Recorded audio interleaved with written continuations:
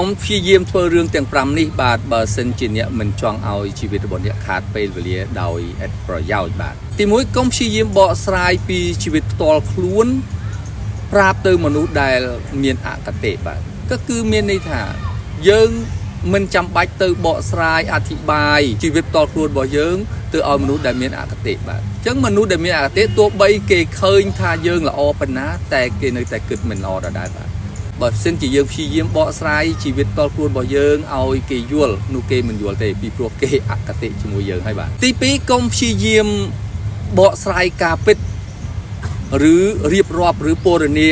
ឬនិយាយការពិតជាមួយមនុស្សដែលគេទទួលការពិតមិនបានបាទទោះបីរឿងនឹងជារឿងពិតក៏ដោយ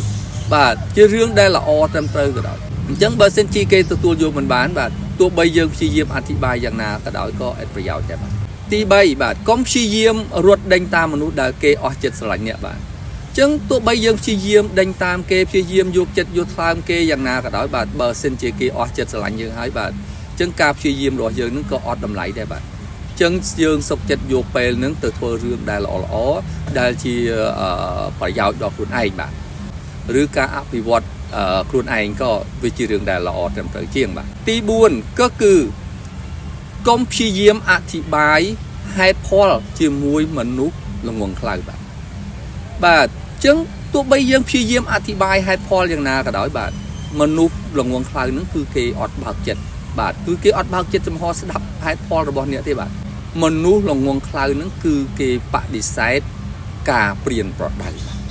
ក៏គឺមានន័យថាគេមិនទទួលការព្រៀនប្រដៅទោះបីយើងព្យាយាមប្រើហេតុផលយ៉ាងណាក៏ដោយក៏គេមិនទទួលដែរបាទពីព្រោះចិត្តគេបានបិទលែងទទួល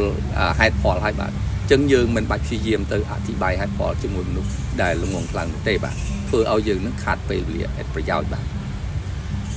បាទទី5សំខាន់បាទក៏គឺកុំប្រគល់បេះដូងរបស់អ្នកឲ្យទៅខុសមនុស្សបាទក៏គឺមានន័យថាពេលខ្លះយើងស្រឡាញ់គេយើងប្រគល់បេះដូងឲ្យគេបាទតែចុងក្រោយគេបែរជាមិនបានស្រឡាញ់យើងទេបាទអញ្ចឹងមានន័យថាអ្វីដែលយើងព្យាយាមឬយើងខំធ្វើខំប្រឹងប្រែងហ្នឹងគឺ